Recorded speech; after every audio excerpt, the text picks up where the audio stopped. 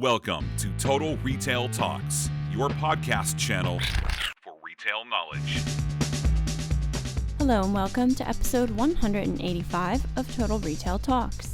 In today's episode, Executive Editor Joe Keenan sits down with Zak Normandin, co-founder and CEO of Dirty Lemon, a direct-to-consumer beverage brand disrupting the global beverage industry. Listen in as they discuss the brand's use of text messaging as an order channel and how physical stores fit into Dirty Lemon's future.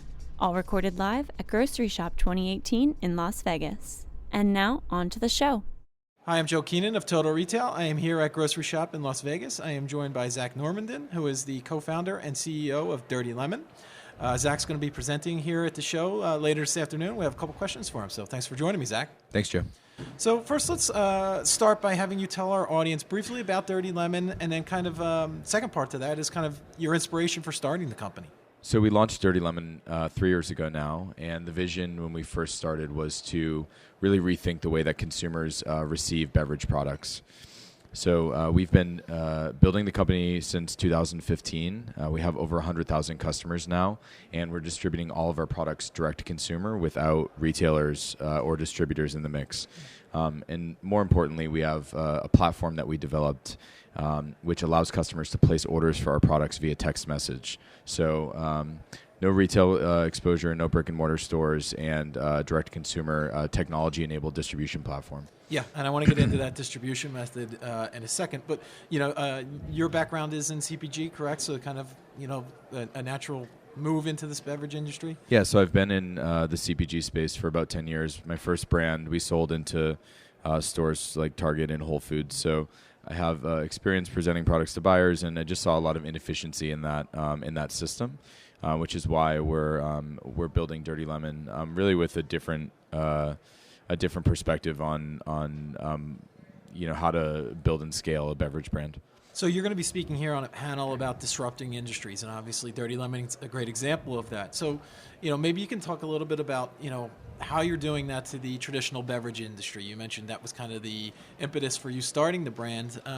Talk about disruption and, what that means to Dirty Lemon. Yeah, so if you look at the beverage industry, so it's massive $1 trillion plus global industry. It's largely held by Coca-Cola and Pepsi, and I think that the DSD model and historically the way that they've distributed their products, I think that it's actually disconnected them from the end consumer, and what we're trying to do is bring that intimate connection back to branded products in the beverage space. So yeah, that's really, that's our vision, and that's the disruption. I think there have been a lot of categories that have been disrupted by direct consumer brands. Beverage is one that really hasn't experienced that type of disruption, and we've proven out this model of really being able to connect one-on-one with consumers over a conversational medium, which is text message, and then with products being delivered in a convenient, frictionless way to those consumers. So yeah, and all without the added layer of distribution, retail, or brokerage that in our opinion actually takes away from the experience that consumers want to have with brands. Yeah. So you mentioned the conversational medium of text messaging. I want to touch on that a little bit. We've at the conference, you hear a lot about the shifting consumer behaviors, and one of those being obviously digital, but mobile in particular. For your brand. So do you kind of foresee that mobile engagement and kind of more brands kind of adopting this method around text messaging as a commerce channel?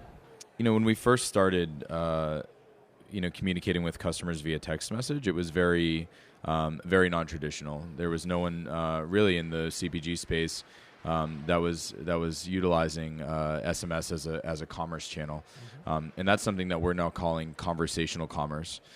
So the way that our platform works is we don't outbound message our customers. It's we have all inbound messages, and it's all requests that customers have, whether they want to place an order or they want to ask a question about a particular product.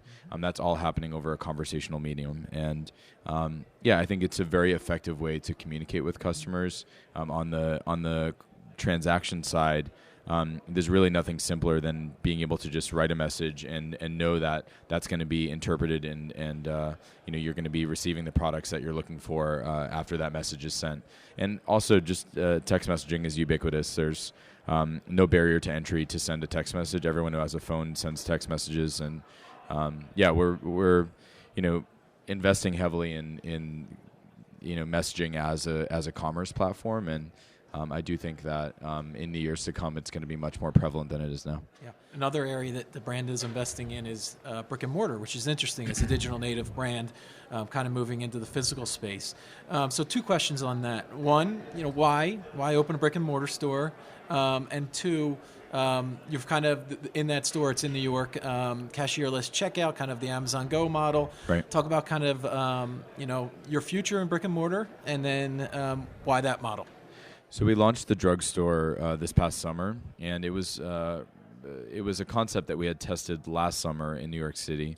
The Tribeca location is our first permanent location or semi-permanent location in New York City. And then we're opening another one in Hudson Yards. But really, we're using the drugstore as a lab to test out new products before they are released in bottled format.